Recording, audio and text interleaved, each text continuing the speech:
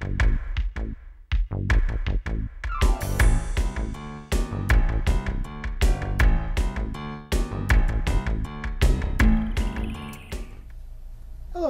welcome to New Unicorn. I'm Ryan Nicholas Gray. Hello, my name is Alan Connie Castle. And I'm David DeWitt Taylor. Today we welcome Paul Blard, a founder of Never Give Up Fitness. He's a certified personal trainer and an avid marathon runner. Paul has challenged mental illnesses and his diet and decided to include fitness exercise into his treatment plan. Paul is diagnosed with clinical depression as well as cognitive disorder. Paul has found regular exercise helps him, and now he's devoted to helping others with mental illnesses understand that it is a natural and positive choice of treatment and brings many benefits. Paul is a strong advocate for exercise for all people, and is a sure example of a positive method can help. Ladies and gentlemen, would you please welcome Mr. Paul Blard. Well, welcome to our show. Thanks, Ryan. Pleased to be here. Paul, please tell us a little about yourself growing up. Well, I was born in Maine. My dad was in the Navy, so I was born on the naval base there. And then I grew up in Michigan. I've lived in Michigan about 30 years. I went to college at the University of Michigan. I got a degree in business and accounting, and then I moved to Chicago and lived there for about 10 years.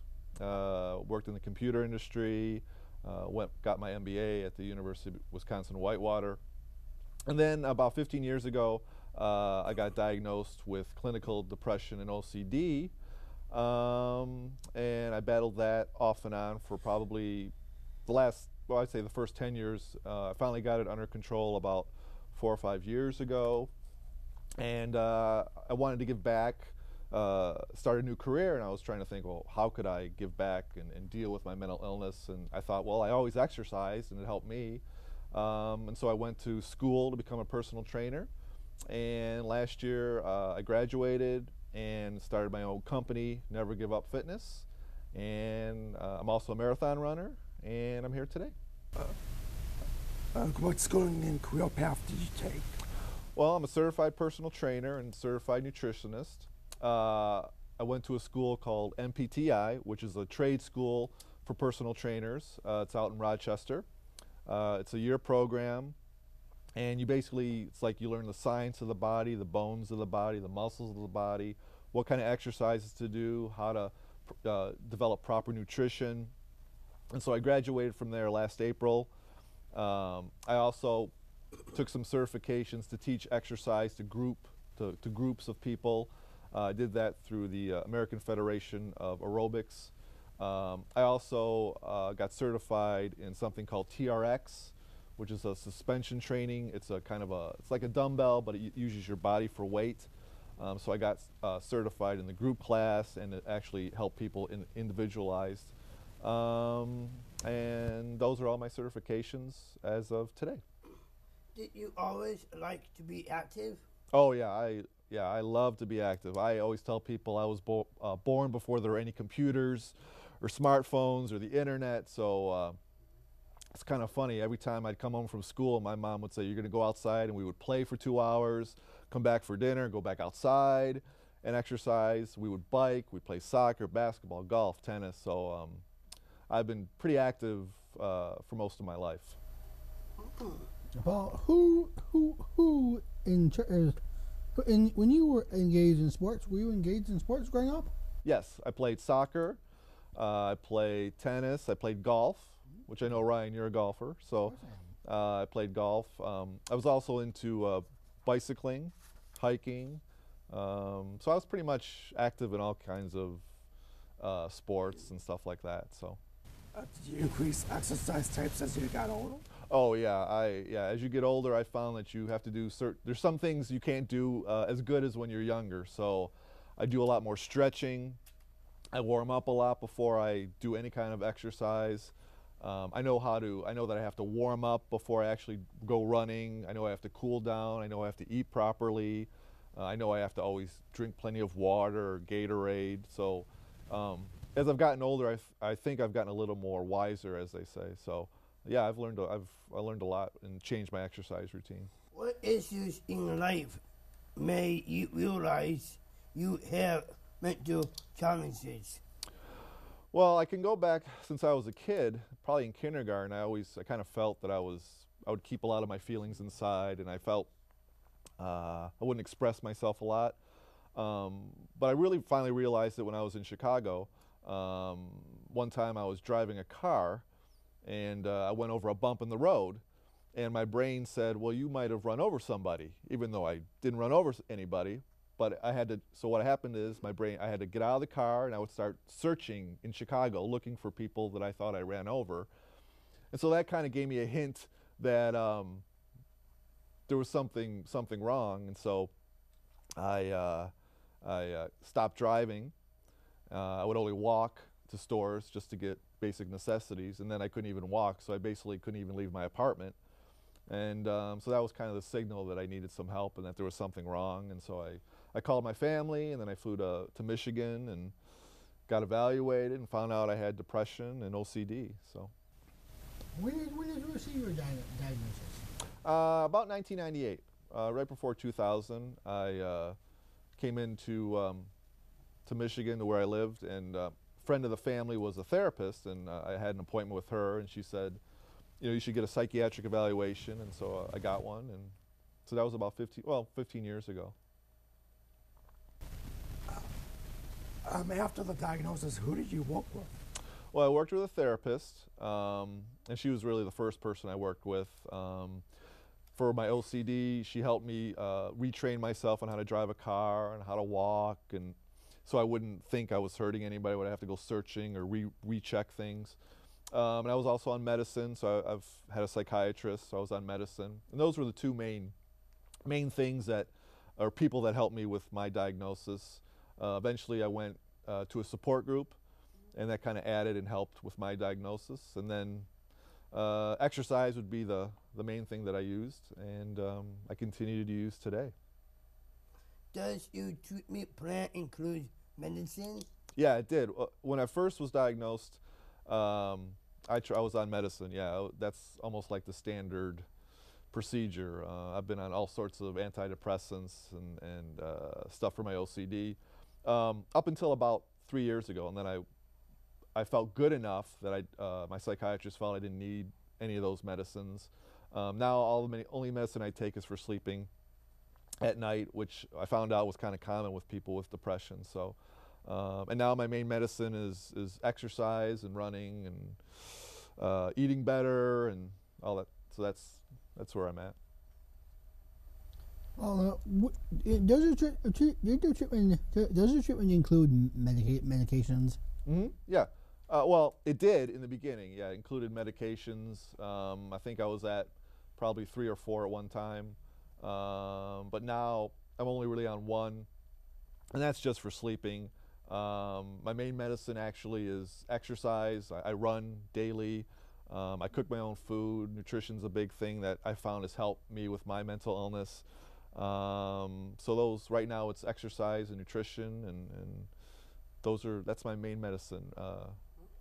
Do you keep records of exercise types of your progress? Oh yeah, from the very beginning I keep journals of how I'm feeling. I keep exercise logs on how far I run or what workouts I do during the day.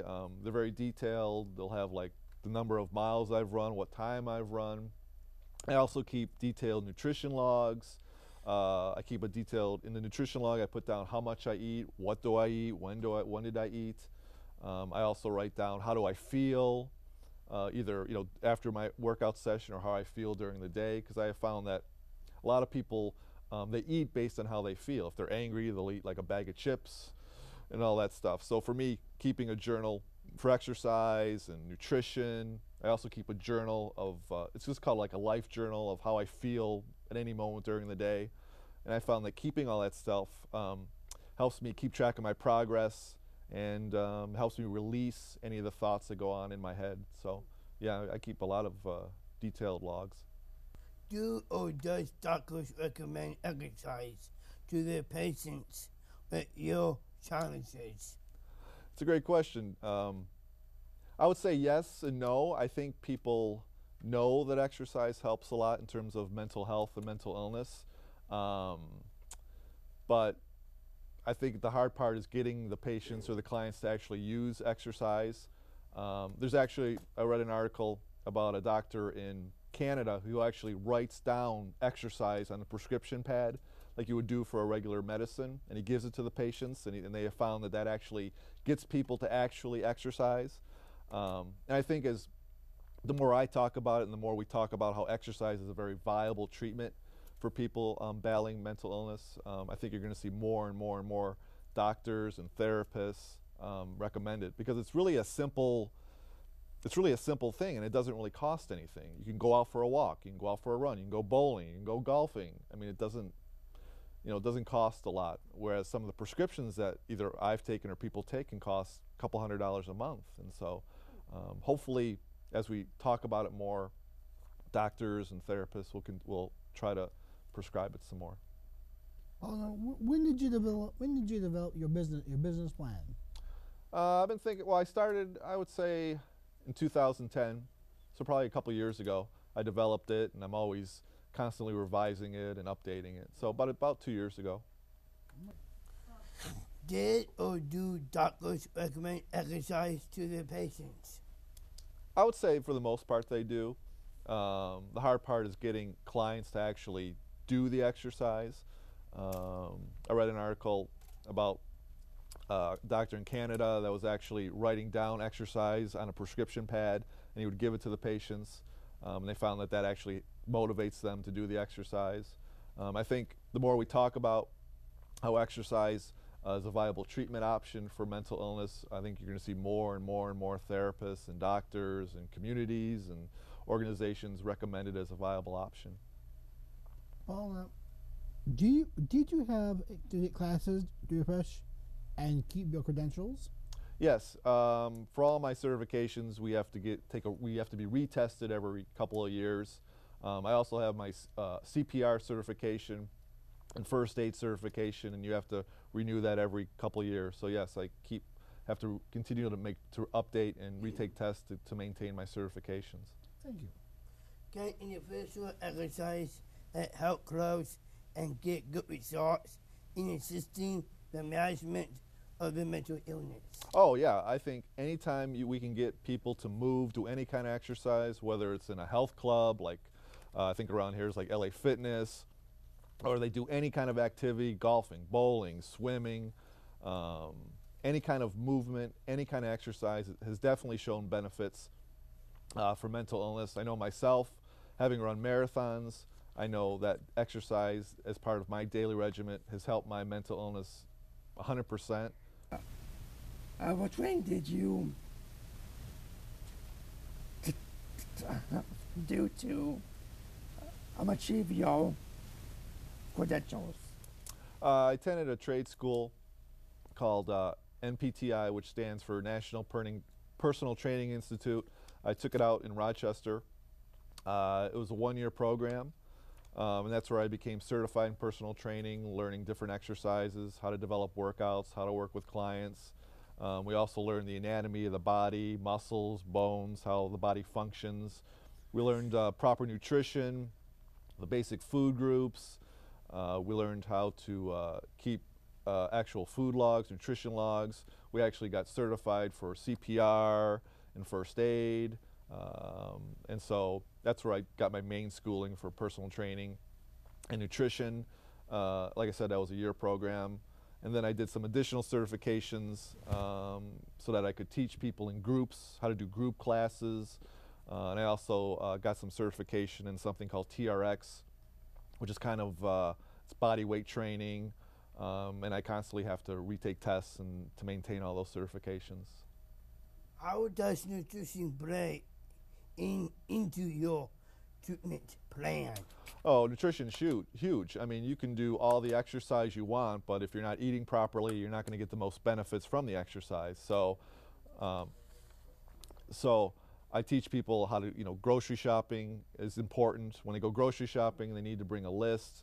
They need to focus on the basic food groups. They need to properly hydrate. And so I think nutrition helps us with exercise. You can see the most benefits through nutrition. So it's hugely important. Where have you shared this treatment plan? Well, I've shared it at a conference last week where I think Ryan was at and you were at, David. I've spoken at a conference in San Diego last July. And basically what I tell people is my story and how exercise has helped me. I have a big presence. I have a website, which is for my company, which is nevergiveupfitness.com. I'm big on Facebook, on Twitter, and so those are kind of the main ways I get out the message. And then everybody I see and talk to, I'm always talking about it. So. Paul. Yes. Where is your favorite restaurant you like to go to? What's a good restaurant you can go to? Yeah. Oh boy, around here? Yeah. Well, I think any restaurant you go to, the first thing you should do is when you order like the dinner, ask for like a doggy bag. And why I say that is because most of the portions that they give you at dinner is like a huge portion. Yeah. And so if you can take half of it, eat half of it there and take half of it home, you've taken one meal and now you have 2 meals, which is, a great thing. What is your favorite beverage? My favorite beverage? My favorite beverage would be lemonade. I make freshly squeezed lemonade. But when I was younger, I would drink a lot of Mountain Dew and Coke and stuff like that, so which I don't have anymore. But lemonade's my favorite right now. Where is your favorite vacation trip to go on? New Zealand. New Zealand, yeah. I don't know if you've seen the movie Lord of the Rings, but I went there and it is absolutely breathtaking. It takes about 25 hours on the plane to get there, but yeah, that was absolutely breathtaking. What's your favorite computer? My favorite computer, Mac. Yeah, MacBook. Yeah, Mac's Oh the yeah, best. Mac's the best. Mac yeah. is awesome. Yeah, I have an iPad. It's that Mac is. Oh, I had Windows for so long, I love the Mac. and the Mac is just you turn it on. Isn't it really good? I mean, it's just Yeah. it's fantastic. So what happened with Windows to make you? So what happened with Windows to make you go over to the Mac?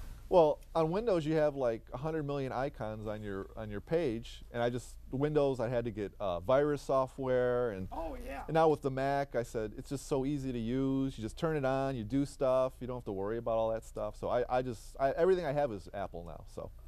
I heard that with the iMac there's hardly no viruses. Right. I mean Is that true? Oh yeah.